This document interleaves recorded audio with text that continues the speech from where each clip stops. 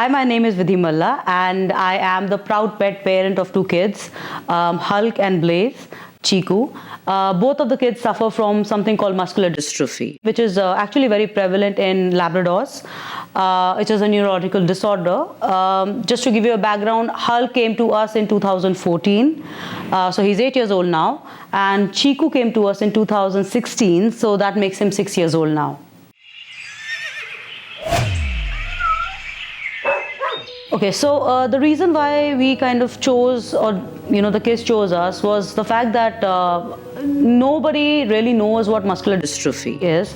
And when we got Hulk actually in 2014, we realized that it's because of inbreeding. And while online there is a lot of information, people really do not want dogs with disabilities. And unfortunately, this could be seen in puppies, right? So muscular dystrophy happens in pups because of bad breeding or inbreeding, and they are mostly abandoned.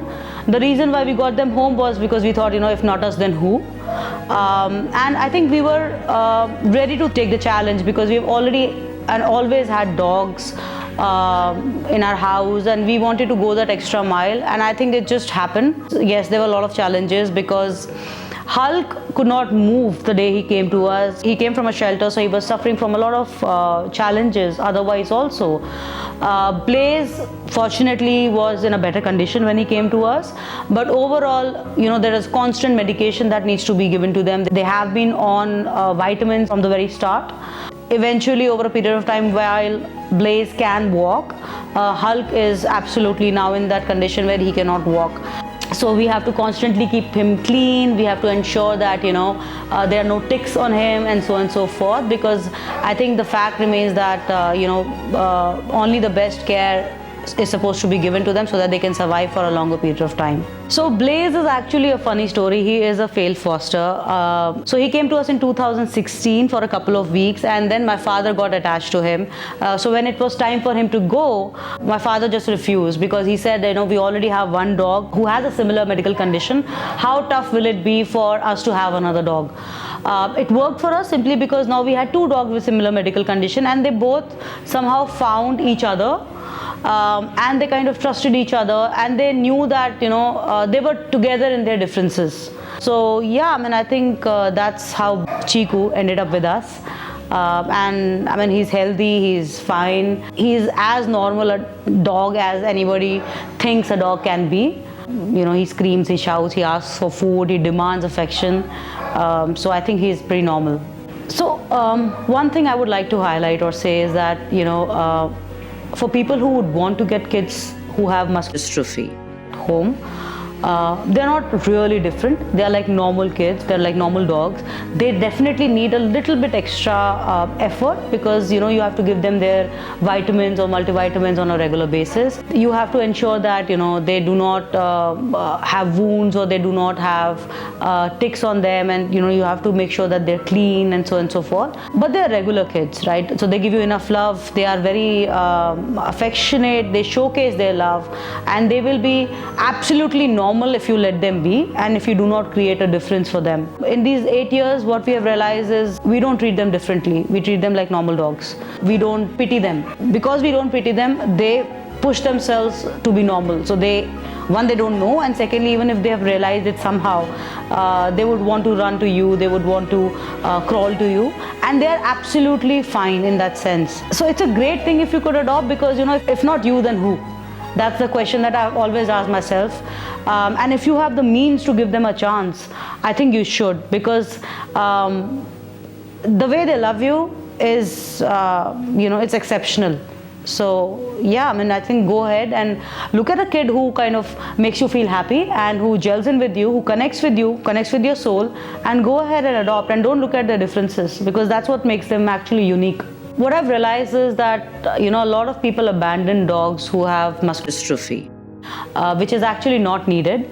You can actually take care of your dog with a little bit of effort, and you can help the dog lead a very normal life.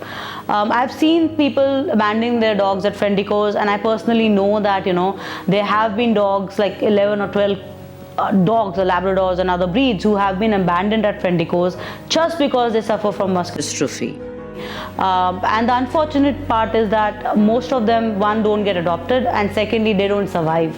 So we got Blaze, another one of them got adopted, but out of those 11 dogs, I think if you look at the survival, 3 have survived, and that basically means about 6 to 7 just passed away. They never experienced family, they never experienced love, which is just absolutely sad.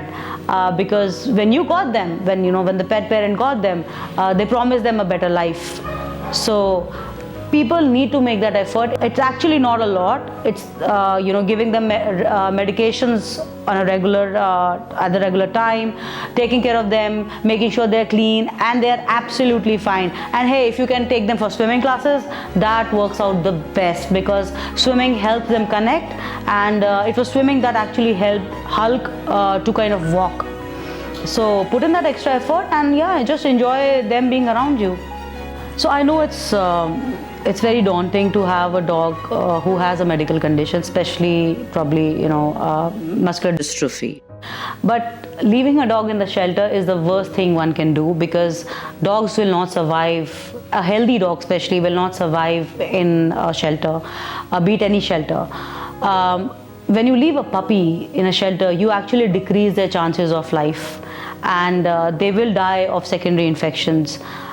Even if the dog is with you and he has certain medical conditions, if you give that dog a home, and if you ensure that the dog is taken care of in terms of given food and medication, their survival chances are much higher. And the example of that is the fact that one of my kids is 8 years old, which is almost like a normal Labrador life, and the younger one, Chico, is 6 years old. So they are living their life to the fullest. They are very healthy, and we hope that they will make it to 12, 13, whatever life has to offer for them. If you do want to adopt, or if you have any questions, you are more than welcome to reach out to me, and I think you should adopt. And more than adopt, if you have a dog who has a medical condition, keep him with you or keep her with you, and just try to make things work. In the end, I would only like to say that if not you, then who, right? If you don't give them a chance, who would give them a chance? So go back and think about the time when you wanted to kind of get a chance and somebody stood up for you, and how that changed your life. And that's what you need to think when you see a dog who has muscular dystrophy, or when you have a dog who has muscular dystrophy. And yeah, just stand up for them. They will be as normal as you can expect them to be. And that's all I have to say. Thank you very much for this.